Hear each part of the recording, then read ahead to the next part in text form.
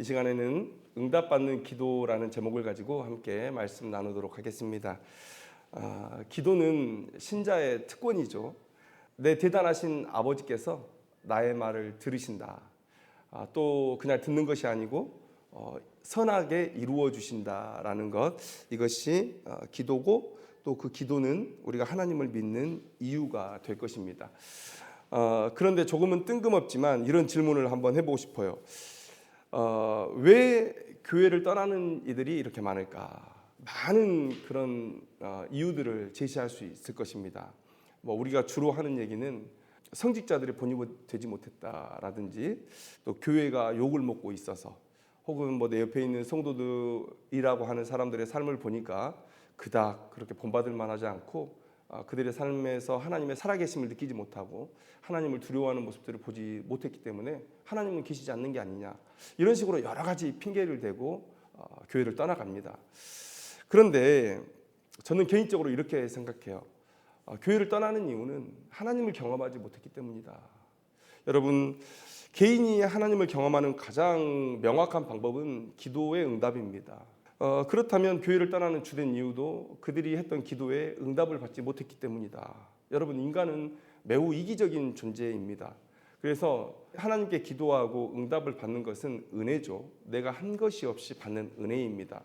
그 공짜를 마다할 사람이 없어요. 그런데 만약에 우리가 교회에 나와서 하나님을 경험했다, 내가 기도한 것에 응답을 받았다 라고 한다면 등을 떠밀어도 나가지 않습니다. 기도 응답을 통해서 하나님께서 살아계시고 그 하나님께서 내 삶에 개입하셔서 선을 이루어 가신다라는 그런 명확한 확신을 갖게 된다면 등 떠밀어도 나가지 않습니다.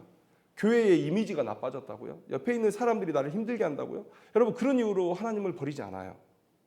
왜 버립니까? 하나님을 경험하지 못했기 때문에, 기도의 응답을 받지 못했기 때문에 그렇습니다. 그렇게 볼 때 이 시대는 기도 응답을 받지 못하는 시대가 아니냐라는 생각이 들어요. 개인이 그렇게 인정하지 않을 수 있습니다. 나는 항상 기도 응답을 받고 살아가고 있습니다 라고 말할 수 있어요. 할렐루야입니다. 너무 귀한 일이죠. 분명히 그런 분들이 있을 겁니다. 그런데 통계를 한번 보자고요. 한번 그 정도를 한번 우리가 얘기를 해보자는 거죠. 왜 많은 사람들의 믿음이 무너지고 있습니까? 왜 교회를 떠나는 자들이 이렇게 많아지고 있습니까? 왜 교회의 능력이 세상의 능력을 따라가지 못하고, 또 윤리, 도덕적으로도 세상을 리드하지 못하는 그런 시대를 우리가 살아가고 있습니까? 왜요? 하나님을 경험하지 못하고 있다는 것을 증거하는 거예요. 아까도 말씀드렸지만 하나님을 경험한다면 그들이 교회를 떠날 이유가 없습니다. 이런 이유로. 그런데 그들이 하나님을 경험하지 못하기 때문에 그들의 믿음이 무너지는 것이고, 그들이 하나님을 경험하지 못하기 때문에 교회를 떠나는 것이고, 그들이 하나님을 믿지 않기 때문에 하나님의 능력도 믿지 않고, 그래서 세속의 능력에 종속되어가는 그런 교회의 모습들을 보이고 있다는 거예요. 하나님을 경험하지 못하기 때문에, 기도의 응답을 받지 못하기 때문에 이런 일들이 벌어지고 있다는 거예요. 그렇게 볼 때 다른 어떤 때보다도 지금 이 시대는 우리가 기도의 응답을 받지 못하고 있는 그런 때가 아니냐라는 거예요. 그런데 하나님은 그렇게 일하셨어요. 하나님은 언약 안에서 하나님의 백성다운 자들에게 응답하셨습니다. 그런데 하나님의 백성답지 못한 자들에게는 응답하지 않으셨어요. 그게 하나님과 우리가 맺은 언약이고 또 하나님의 약속이기도 합니다. 엘리의 때에 여호와의 말씀이 희귀하여 이상이 흔히 보이지 않았더라, 이렇게 말씀하고 있어요. 여러 가지 기도의 응답들이 있지만 우리가 대부분 하나님의 뜻을 구하죠. 하나님, 제가 어떻게 해야 됩니까? 라고 하나님의 뜻을 물어요. 그러면 하나님께서 이상으로 우리에게 그 길을 열어주시는데, 그 기도에 응답하지 않으셨다는 거예요. 엘리의 때에. 왜 그렇습니까? 엘리의 아들들이 제사를 멸시하고, 엘리는 하나님보다 그 자식을 더 사랑해서 그것을 바로잡을 마음이 없고, 그런 타락한 제사장들이 가르치는 백성들이니 오죽했겠습니까? 그 나라의 우상의 숭배가 난무하고, 그러니까 하나님과의 언약을 지키지 않는 그 백성들의 간구에 하나님께서 귀를 닫으신 거죠. 사울은 블레셋과 전쟁하기 전에 하나님께 열심히 간구했어요. 사무엘상 28장 6절 말씀을 보니까 사울이 여호와께 묻자오되 여호와께서 꿈으로도 우림으로도 선지자로도 그에게 대답하지 아니하심으로 이렇게 얘기하고 있어요. 꿈으로 사울에게 개인적으로 말씀해 주지 않으신다는 거예요. 우림으로도, 우림은 누가 가지고 있습니까? 대제사장이 가지고 있죠. 대제사장에게 물어봐도 내게 말을 해주지 않아요. 선지자로도, 선지자에게 물어도 내게 말을 해주지 않아요.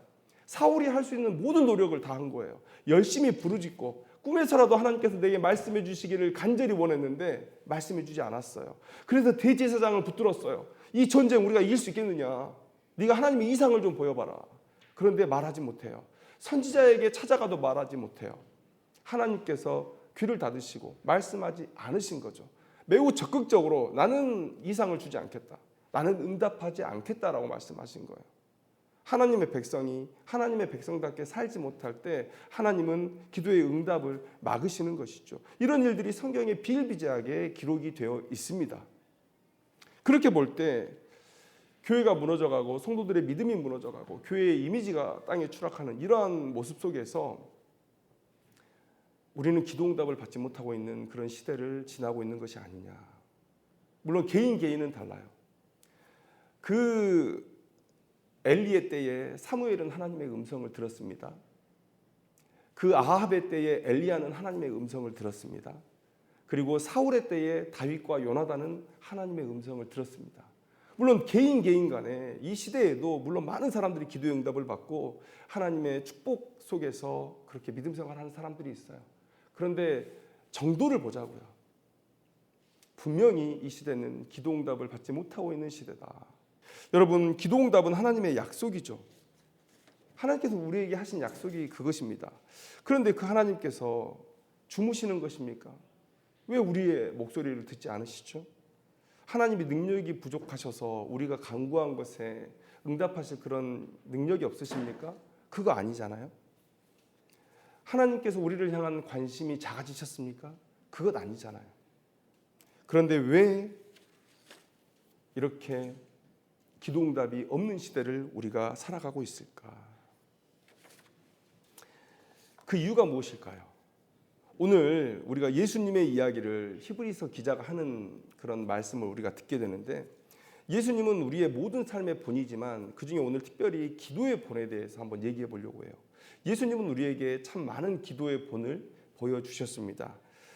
그분은 하나님의 아들이시면서도 항상 하나님께 기도하는 모습을 우리에게 보여주셨어요. 그리고 기도를 또 가르쳐 주셨죠. 주기도문을 우리에게 주셨습니다. 그리고 새벽부터 모든 순간 기도하시는 모습을 보여주셨고, 또 겟세마네에서 하나님께 부르짖는 기도를 통해서 기도가 치열한 영적 전쟁임을 우리에게 보여주셨어요. 여러분, 기도하는 순간에 하나님께 온전히 붙들려야 될 그 시간에 우리는 훨씬 더 많은 영적인 도전을 받습니다. 아마 기도를 해보신 분들은 아실 거예요. 순식간에 우리의 마음을 뺏어가는 그런 일들이 너무나 많이 일어나고 있죠. 기도가 치열한 영적 전쟁이다라는 것을 우리에게 보여주셨습니다. 그런데 오늘 또 다른 기도의 본이 등장하고 있어요. 7절 말씀을 한번 보겠습니다. 그는 육체에 계실 때에 자기를 죽음에서 능히 구원하실 이에게 심한 통곡과 눈물로 간구와 소원을 올렸고 그의 경건하심으로 말미암아 들으심을 얻었느니라. 이렇게 기도하고 있어요. 우리가 착각하는 게 뭡니까? 예수님께서는 하나님의 아들이시니까 당연히 기도 응답 받으시겠지, 모든 기도의 응답을 받으시겠지라고 얘기해요. 그런데 오늘 이 7절의 말씀을 읽어보면 예수님의 기도가 응답된 것은 그의 신분 때문이 아니다 라는 것을 얘기해 주고 있어요. 그의 경건하심으로 말미암아, 그의 경건 때문에 하나님께서 예수의 기도에 응답했다라고 말씀하고 있는 거예요. 그러면 경건은 무엇입니까? 요한복음 9장 31절 말씀에 하나님이 죄인의 말을 듣지 아니하시고 경건하여 그의 뜻대로 행하는 자의 말은 들으시는 줄을 우리가 아나이다. 경건은 뭡니까? 하나님의 말씀대로 사는 삶이 경건이에요. 그게 경건입니다. 기도 많이 하는 것도 중요하죠. 말씀을 많이 읽고 연구하고 묵상하는 것도 너무 중요하죠. 그러나 그 기도의 순간 주신 말씀과 읽었던 그 말씀을 내 삶에서 구현해내는 것, 여러분 이게 경건이죠. 그 말씀의 그 본질을 깨닫고 그대로 하나님의 마음으로 삶 속에서 그 하나님의 율법을 구현해내는 것, 여러분 이게 경건이죠. 하나님의 뜻을 쫓아서 간구하는 것, 여러분 이게 경건이에요. 여러분, 예수님께서 그의 경건하심으로 말미암아 기도 응답을 받았다라고 말씀하고 있는데, 그렇다면 예수님의 기도는 어떤 기도였습니까? 오직 아버지의 뜻대로 간구하는 기도였다. 오직 예수의 기도는 아버지의 뜻에 합당했기 때문에 하나님께서 그 기도에 응답해 주셨다는 거예요. 그러면 다시 말하면 하나님의 아들인 예수님이라도 아버지의 뜻에 반하는 기도를 했다면 하나님께서, 그 아버지께서 기도를 들어주시지 않았을 것이다. 이걸 얘기해 주는 것이죠. 그 예가 딱 하나 있어요. 그 예가 딱 하나 있어요. 아주 희미한 예인데, 여러분 겟세마네 기도 한번 생각해 보세요. 예수님은 처음부터 끝까지 오직 아버지의 뜻, 그 뜻을 위해 사셨기 때문에 사실 아버지의 뜻에 반하는 기도를 사실 하지 않았어요. 그러나 그 힌트 하나를 우리에게 던져주고 계신데, 그게 뭐냐면, 자, 마태복음 26장 39절 말씀에 조금 나아가사 얼굴을 땅에 대시고 엎드려 기도하여 이르시되 내 아버지여, 만일 할만하시거든 이 잔을 내게서 지나가게 하옵소서. 여러분, 하나님은 자기 백성의 아주 미세한 신음소리도 들으시는 아버지십니다. 그런데 자기 아들, 독생자 아들이 간구하는 기도였어요. 우리 자녀가 우리에게 아빠 이거 해주시면 좋겠는데요, 그런데 이것도 상관없어요, 이렇게 얘기하면 여러분 그 방점이 어디에 찍혀 있습니까? 앞에 있습니까? 뒤에 있습니까? 앞에 거죠. 내가 능력이 되지 않아도 그게 마음에 계속 신경이 쓰이고 될 수 있으면 뒤에 것보다는 앞에 것. 아빠 이것 해주셔도 되지만 이것도 괜찮아요. 그 아이의 잠깐의 그 호흡 안에 담겨있는 그 아쉬움을 그 아버지는 이해하는 거예요. 예수님께서 이렇게 말씀하세요.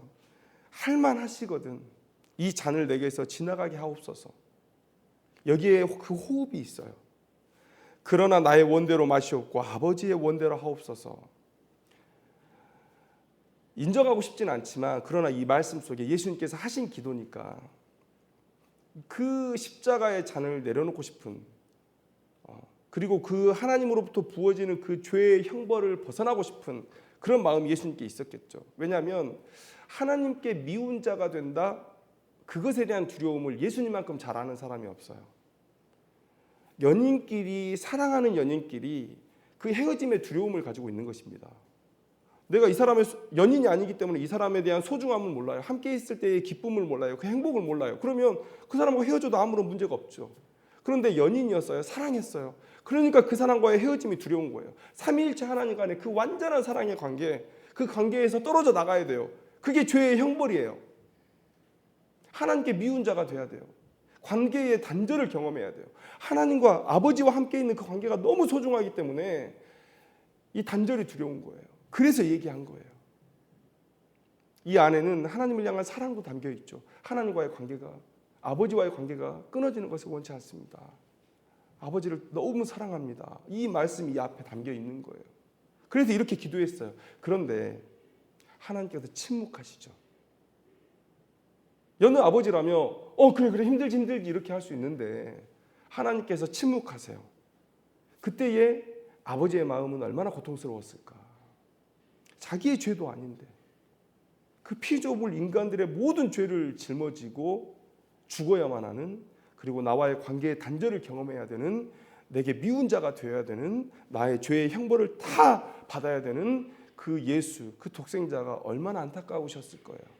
그러나 참으셨다는 거예요. 왜요? 왜 하나님께서 그 기도에 귀를 막습니까? 왜 아무 말씀도 안 하시죠? 왜요? 이 앞의 기도는 하나님께서 원하시는 그 뜻이 아니었기 때문에 그래요. 예수에게 준 사명이 아니기 때문에 그래요. 예수님께서 받은 사명이 뭡니까? 예수를 향한 아버지의 뜻이 뭡니까? 그 뜻이 5절에 나와 있어요. 너는 내 아들이니 내가 오늘 너를 낳았다. 자, 예수님은 하나님의 아들입니다. 그런데 6절 말씀 보세요. 내가 영원히 멜기세덱의 반차를 따르는 제사장이라. 제사장 직분을 위해서 예수를 불렀다는 거예요. 제사장 직분을 위해서. 여러분 한번 볼까요? 3절에 보면 제사장이 뭐 하는 사람인지가 나와 있어요. 3절 보면 백성을 위하여 속죄제를 드림, 이렇게 기록되어 있죠. 이게 제사장이 할 일입니다. 여러분, 재물의 측면에서 한번 봐요. 속죄의 재물의 측면에서 한번 봐요. 인간의 죄를 어찌 짐승이 대신할 수 있어요? 그래서 짐승의 재물은 한시적인 효과를 가질 뿐입니다. 그래서 모든 죄인들이 다 각자 드려야 되고, 그 속죄의 효과도 영원히 지속되지 못해서 매년 드려야 되고 매번 죄를 지을 때마다 드려야 돼요. 또 제사장의 측면에서 한번 생각해 보자고요. 제사장은 육신을 입고 있어요. 인간이에요. 그래서 항상 죽습니다. 그래서 이 연약하고 부족한 제사장은 사람들의 죄를 영원히 속죄하지 못해요. 영원한 속죄를 담보하지 못한다. 이게 인간 제사장의 한계고 짐승 제물의 한계라는 것이죠. 그런데 하나님은 인류의 영원한 속죄를 원하셨어요. 단번에 드리는 영원한 속죄. 그래서 예수님께서 오셔야 됐죠. 예수님은 인간 제물이 되실 거예요. 또 영원한 제물이 되실 거예요. 또 영원히 죽지 않는 제사장이 될 것입니다. 그래서 예수님께서 한번 죽으시는 그 속죄 제물의 죽음은 우리의 영원한 속죄를 담보할 수가 있는 거예요. 그래서 예수님은요, 이 땅에 제사장으로 오셨지만 또한 속죄 제물로 오셨어요. 그러니까 죽기 위해 오셨다는 거예요. 그러니까 예수님이 겟세마네에서 기도합니다. 십자가의 이 죽음, 이 죄의 형벌을 피하기를 원합니다. 이게 하나님의 뜻과 맞지 않는 거예요. 예수는 죽기 위해서 성육신하신 거예요. 부활은 아버지의 일입니다. 그래서 예수님은 자기를 아버지께 의탁하죠. 부활은 아버지의 일이에요. 승천도 아버지의 일이에요. 얼마나 높은 곳에 예수를 앉히실 건지는 그건 아버지의 일입니다. 예수의 사명은 이 땅에 오셔서 제사장으로 또 제물로 죽는 거예요. 온 인류의 죄를 영원히 속죄하기 위해서 죽는 거예요. 그러니까 겟세마네에서 기도합니다. 이 잔을 내게서 떠나게 해달라는 그 간절한 기도. 그러나 이것은 하나님의 뜻과 맞지 않았기 때문에 하나님께서 반응하지 않으셨던 거예요. 자, 예수님의 삶을 우리가 돌아보면 다 하나님께 기도에 대한 응답으로 받으시는 일들이었죠. 병든 자를 고치고 죽은 자를 살린다. 여러분, 그것은 무슨 일입니까? 바로 죄가 정복되는 하나님의 나라를 세우라는 그 아버지의 뜻에 순종하는 기도였기 때문에 응답이 된 거예요. 아버지의 뜻이었기 때문에. 그 일을 통해서 예수의 권능과 예수의 영광이 드러나는 것이 아니라 하나님의 나라가 세워지는 그 일들이었기 때문에 그 예수 그리스도의 기도가 아버지께 응답이 된 거라는 것이죠. 자, 5병이어 7병이어의 기적. 그 기적을 일으키기 전에 예수님께서 뭘 하십니까? 축사했다고 얘기해요. 감사기도했다는 거예요. 기도했다는 거예요. 이 기도가 어떻게 응답됩니까? 왜 응답됩니까? 오직 하늘에 계신 내 아버지만이 너희들의 생명의 주관자라는 것을, 너희들에게 먹을 것을 주시는 분이라는 것을 드러내는 그런 사역이었기 때문에, 오직 아버지의 영광을 위한, 아버지의 뜻을 위한 기도였기 때문에 아버지께서 응답해 주신 거예요. 예수가 아버지의 아들이니 아무 것이나 다 기도한다고 다 들어주신다고요? 아니요. 독생자이신 하나님이신 그 예수 그리스도의 기도였어도 하나님의 뜻에 반하는 기도라면 하나님께서 응답하지 않으신다는 거예요. 왜 이 시대에 기도의 응답이 없습니까? 왜 이렇게 많은 사람들의 믿음이 무너져가고 그래서 교회가 무너져갑니까? 아니, 기도의 응답을 받는 사람이라면 등 떠밀어도 나가지 않는다니까요. 그들이 그렇게 신앙을 쉽게 포기하는 이유는, 그렇게 신앙 외에 다른 것들로 그들의 마음을 채우는 이유는 그 안에 하나님이 없고 하나님을 경험함이 없기 때문에 그렇다는 거예요. 그러면 명백히 이 외적인 증거들이 우리가 지금 기도 응답을 받지 못하고 있다는 것을 증거하고 있는 거예요. 왜 이 시대에 이렇게 하나님을 경험함이 없고 기도의 응답이 없고 신앙의 유익, 이 특권을 누리지 못하느냐? 우리 기도의 문제다라는 거예요. 우리 기도의 문제. 그 악한 시대 가운데서도 엘리야는 또 사무엘은 또 다윗과 요나단은 기도의 응답을 받았잖아요. 우리의 기도의 문제다. 우리의 기도의 문제다. 바울은 유혹의 욕심을 따라 썩어져가는 구습을 따르는 옛사람을 벗어버려라. 십자가에 못을 박아버려라 라고 우리에게 말씀해 주셨어요. 그런데 우리는 여전히 그 옛사람을 죽이는 일에 실패하고 있고 오히려 그 옛사람이 내 안에서 설치게 그냥 두고 있는지도 몰라요. 가나안을 한번 생각해 보세요. 하나님께서는 가나안의 모든 세력들을 진멸하라고 명령하셨어요. 왜요? 하나님께서 잔인한 하나님이시기 때문에 그렇습니까? 아니요. 그 안에 누군가가 남아있으면 그들이 이스라엘로 하여금 범죄케 할까 봐, 우상 숭배로 빠지게 할까 봐 이스라엘의 연약함을 생각하시고 그렇게 하신 거예요. 그러면 하나님의 말씀을 따라서 그 가나안 땅에 있는 모든 세력들을 진멸하는 게 맞습니다. 그런데 그들이 믿음이 없어서 다 진멸하지 못했어요. 그들이 나중에 그들에게 올무가 됐고 가시가 됐죠. 여러분, 우리의 마음이 그러합니다. 우리의 마음이 가나안이에요.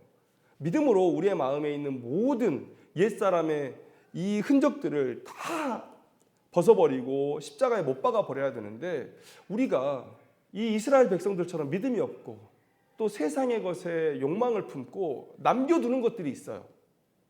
남겨두는 것들이 있어요. 그것들로 인해서 우리의 기도가 왜곡되어지는 거예요. 하나님의 뜻에 온전히 엎드려서 기도하지 못하고 자꾸만 나의 영광을 찾고 내게 유익한 것들을 찾으니까 하나님께서 그 기도에 응답하지 않으시는 거예요. 근데 그게 악순환의 시작이죠. 응답이 없으니까 하나님의 살아계심을 경험하지 못해요. 그래서 껍데기로 교회만 왔다 갔다 하다가 남들은 그렇게 복된 신앙을 누리고 있는데 그 사람만 하나님께 기도응답을 받지 못하고 그렇게 껍데기만 쥐고 흔들다가 그렇게 교회를 떠나버리는 것이죠. 이게 지금 우리의 현실이 아니냐라는 거예요. 이게 우리의 현실이 아니냐. 하나님의 뜻을 놓고 기도를 해야 된다. 어쩌면 이런 반감이 드실지도 모르겠어요. 아니, 기도가 나를 위한 기도여야지, 나를 위한 응답이어야지, 하나님의 뜻대로 하나님께 좋은 것만 기도한다면 기도할 필요 없지 않냐라고 생각할 수 있어요. 그런데 여러분, 이건 우리의 어리석음입니다. 내가 나를 위할 수 있다는 건요, 이거 인간이 할 수 있는 최고의 착각이에요. 내가 원하는 게 나를 복되게 할 것이다. 여러분, 이건 우리가 할 수 있는 가장 큰 착각입니다. 아이들이 네 하고 싶은 대로 해라고 하면 아이들이 어떻게 살까요? 아이들이 어떻게 살아요? 그냥 스마트폰만 하고 그냥 방에 처박혀 있다가 사회 구성원으로서 또 한 가정의 가장으로서 역할을 해야 될 때 그 모든 때를 다 놓치고 말 겁니다. 여러분, 우리가 진정으로 잘 되는 게 뭔지는 아버지께서 알고 계세요. 하나님께서 알고 계세요. 오직 아버지의 뜻대로 간구하고 응답을 받고 사셨던, 그래서 감히 상상할 수 없는 고난 가운데 자신을 내던졌던 그 예수 그리스도가 어떻게 되었는지 여러분들 한번 보세요. 빌립보서 2장에 바울이 우리에게 설명을 해줍니다. 예수님은 죽으셨어요. 그런데 부활하셨어요. 그리고 승천하셨어요. 그 모습을 제자들에게 보여줬습니다. 그런데 그 모습의 의미가 뭔지 제자들이 잘 몰랐어요. 그런데 바울이 그 상황에 대해서 설명을 해줍니다. 이러므로 하나님이 그를 지극히 높여 모든 이름 위에 뛰어난 이름을 주사 하늘에 있는 자들과 땅에 있는 자들과 땅 아래에 있는 자들로 모든 무릎을 예수의 이름에 꿇게 하시고 모든 입으로 예수 그리스도를 주라 시인하여 하나님 아버지께 영광을 돌리게 하셨느니라. 오직 아버지의 뜻을 쫓아서 기도하고 오직 아버지께서 주신 응답대로 살다가 이 세상에서 가장 낮은 죽음을 경험한 그 예수 그리스도, 그 예수 그리스도가 어떻게 됐습니까? 그의 순종의 가치만큼 높임을 받았어요. 아버지의 뜻을 구했던 것만큼 그가 높임을 받았다는 거예요. 여러분, 내가 나를 위할 수 있다는 건 가장 큰 착각입니다. 오직 아버지 하나님께서만 나를 위할 수 있어요. 그러면 아버지 하나님의 뜻대로 나의 삶을 드리고 나의 의지를 드리고 이것이 나를 가장 복되게 할 수 있는 길이다라는 사실을 우리가 깨달아야 돼요. 여러분, 이 이야기가 예수의 이야기만이 아니에요. 예수님은 이 영광이 우리의 것도 된다는 것을 말씀하고 계세요. 계시록 3장 21절 22절 말씀에 이기는 그에게는 내가 내 보좌와 함께 앉게 하여 주기를 내가 이기고 아버지 보좌에 함께 앉은 것과 같이 하리라. 아버지 보좌에 앉은 것과 같이 그 영광을 우리에게도 주시겠다고 예수님께서 말씀하고 계시는 거예요. 귀 있는 자는 성령이 교회들에게 하시는 말씀을 들을지어다. 여러분, 왜 이 시대에 기도의 응답이 없습니까? 아직도 옛사람을 죽이지 못하고 이 세속의 욕망 가운데 우리의 기도가 물들어 있기 때문에 하나님께서 응답하실 수 없는 거예요. 여러분, 사울이 블레셋과의 전쟁을 앞두고 그의 마음속에 뭐가 있었습니까? 그 마음은 하나님을 그렇게 배반하고 그렇게 하나님께서 세우신 다윗 왕을 죽이려고 혈안이 돼서 쫓아다니고 그러면서 하나님께 기도한다고요? 사울은 오직 왕위, 왕권에만 관심이 있었어요. 하나님의 뜻과 전혀 상관없는 길을 걸으면서 하나님의 능력만 갖다 쓰려고 하는 존재였어요. 어쩌면 우리의 기도가 그런 기도였기 때문에 꿈으로도 우림으로도 선지자로도 하나님께서 말씀하시지 않는 그런 지경에 빠져 있지 않느냐라는 생각을 해봐야 되는 거죠. 우리가 하나님의 뜻에 합당한 기도를 할 때 기도는 반드시 응답될 것입니다. 그리고 그렇게 하나님의 살아계심을 경험할 때 우리의 믿음은 더욱더 공고해질 거고 교회를 더욱더 사랑하게 될 것이고 여러분들의 삶을 온전히 하나님께 드릴 수 있어요. 그리고 영원한 나라에서 여러분들은 예수와 함께 그 영광된 보좌에 앉을 수 있다. 이게 하나님의 약속이라는 거예요. 그러면 우리 어떻게 기도해야 되냐? 우리가 만나는 많은 상황들이 있습니다. 그런데 제가 항상 말씀드리지만 하나님께서 반드시 해라.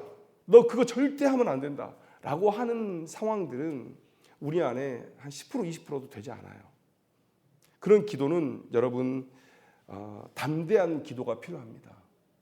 예를 들어서 복음을 전파한다든지 아니면 영적인 전투를 내가 감당하고 있다든지 아니면 선을 행한다든지 여러분 이것은 하나님께서 반드시 하라고 우리에게 명령하시는 일이죠. 뇌물을 누가 나에게 준다는 거예요. 아니면 뇌물을 바치지 않으면 내가 그 공사 못하게 한다는 거예요. 여러분 그럼 이것 앞에 여러분 기도해야죠. 어떤 집사님이 그런 얘기를 하세요. 뇌물을 안 주면 공사를 못 한다는 거예요. 그런데 그 뇌물을 주자니 신앙 양심에 걸리고 또 주지 않자니 그 공사를 못 하면 내 직원들이 다 봉급을 못 받게 되니 이런 진퇴양난의 상황 가운데서 지금 사업을 하고 있다는 거예요. 여러분 명백히 하나님은 성경 말씀 가운데 뇌물 주지 말라고 하시죠. 하나님은 공의의 하나님이시기 때문에 뇌물을 줘서 판결을 굽게 하는 것, 그 상황을 꺾어버리는 것, 이것 하나님께서 가증하게 여기시는 일이에요. 그래서 항상 말씀드리죠. 법을 가지고 장난치는 사람은 하나님 앞에 큰 심판을 받습니다. 지금 뭐 판사, 검사 이런 얘기 많이 하잖아요. 법 가지고 장난하는 사람은 훨씬 더 뜨거운 지옥에 가게 될 겁니다. 하나님 앞에 훨씬 더 큰 형벌을 받게 될 거예요. 믿음 없으면 그런 지금 가지면 안 돼요. 그런데 그런 상황에 기도해야죠. 명백히 선이 보이잖아요. 그러면 뇌물을 주지 말고 하나님께 이 상황을 하나님의 방법대로 역전시킬 수 있도록 기도해야죠. 여러분 이때는요 담대한 기도가 필요해요. 하나님 저 갑니다. 하나님 저 갑니다. 하나님께서 명백히 이게 선이라고 하셨잖아요. 저 말씀 따라 갑니다. 담대히 갑니다. 이런 기도가 필요한 거예요. 담대한 기도. 그러나 우리의 삶에서 많은 부분 이렇게 해도 되고 저렇게 해도 되는 문제들이 많아요. 둘 다 하나님께 영광이 돼요. 내 믿음대로 선하게 그 상황들을 이용하면 어떻게든지 선이 돼요. 그러나 사람마다 보는 관점들이 다 다르게 돼 있는 거예요. 그 사람들이 눈이 성경적이지 않아서 잘못되는 게 아니라 살아온 삶의 배경들이 다 다르기 때문에 관점이 다르고 그러니까 그 상황을 보는 관점들이 다 달라요. 그러면 그 상황 가운데서 결정을 못하고 주저주저 할 수 있잖아요. 그럴 때는 묻는 기도가 필요해요. 하나님 말씀해 주세요. 하나님 알려주세요. 잠시 멈췄다가 어떤 방향이 나의 이익이 아니라 하나님께 더 이익이 되고 하나님께 더 영광이 될지 여러분 그건 명확한 겁니다. 내가 처음에는 그게 50대 50으로 보이다가도 내가 잠시 멈춰서 하나님 앞에 기도할 때 이쪽 길로 가면 성공의 확률은 높은데 하나님께서 그렇게 기뻐하시지 않을 것 같아요. 그런데 이쪽 길로 가면 성공의 확률은 좀 작지만 하나님께서 너무 기뻐하시고 이런 도전은 사실 한국교회에 의미가 있다. 내 믿음에 의미가 있다. 라고 한다면 어느 길을 결정해도 사실 하나님께 영광이 된다고 생각해요. 그러나 또 담대하게 또 그 길로 걸어갈 수 있는 그런 시선이 열릴 수 있다는 거죠. 그럴 때는 묻는 기도가 필요한 거예요. 인생의 수많은 문제들 앞에 우리는 하나님의 뜻을 쫓아 기도해야 되는데 하나님께서 하지 말라 하신 것, 하나님께서 하라 하신 것은 담대하게 기도하고 그 말씀 따라 전진하는 겁니다. 그런데 이것도 옳고 저것도 옳은 것 같고 이것도 하나님께 영광이 되고 이것도 하나님의 영광이 된다. 그 선택의 기로에 놓여 있다면 묻는 기도로 그의 걸음을 잠깐 멈추는 거예요. 그러면서 하나님께서 더 명확히 보여주실 하나님의 영광이 더 크게 나타날 그 기도에 우리의 헌신을 담는 것입니다. 그래서 여러분 우리가 어떻게 기도해야 되냐? 이 담대한 기도와 이 묻는 기도를 함께 가지고 나아가면서 오직 아버지의 뜻대로 하는 기도를 행할 때 우리가 하나님을 경험하는 삶을 살 수 있을 겁니다. 살아계신 하나님을 경험하고 믿음 흔들리지 않을 거예요. 여러분 오늘 예수님의 이 기도를 본받았으면 좋겠어요. 예수님께서 뭐라고 얘기하십니까? 오늘 본문 말씀에 보니까 심한 통곡과 눈물로 간구와 소원을 올렸다는 거예요. 예수님도 이렇게 기도하셨어요. 독생자이신 예수님도. 그리고 그의 경건, 오직 아버지의 뜻을 따라 간구하고 아버지의 뜻대로 행한 그 경건 때문에 응답을 받았다는 거예요. 그리고 마지막 절에 뭐라고 얘기하십니까? 하나님께서 멜기세덱의 반차를 따른 대제사장이라 칭하심을 받으셨느니라. 예수님의 삶이 정말 하나님 보시기에 온전했다라고 지금 얘기하는 거예요. 그가 멜기세덱의 반차를 따르는 대제사장의 삶을 살았다라고 지금 10절에서 인을 쳐주고 있는 거예요. 확인을 해주고 있는 거예요. 예수님께서 이러한 삶을 살았기 때문에 하나님께서 계속해서 그의 삶에 응답해 주셨다. 여러분 우리 앞에 많은 기도 제목들이 있습니다. 많은 상황들이 있습니다. 그럴 때 하나님께서 명확히 뜻을 보여주신 그 일에는 타협함 없이 능력 달라고 하고 달려가시는 거예요. 그리고 긴가민가 할 때는요 하나님께 묻는 기도. 그러면 하나님께서 반드시 보여주십니다. 반드시 말씀해 주세요. 아니 하나님의 뜻대로 행하겠다고 하는데 하나님께서 어찌 말씀 안 해주십니까? 사람을 통해서든 상황을 통해서든 말씀을 통해서든 꿈을 통해서든 하나님께서 여러분들에게 반드시 말씀해 주시고 결정지어서 달려가게 할 거예요. 여러분 예수님의 기도를 닮아서 오직 아버지의 뜻대로 기도하고 그 뜻에 순종할 때 여러분들의 삶에 하나님을 경험하는 일들이 넘쳐나게 될 줄로 믿습니다. 기도하겠습니다.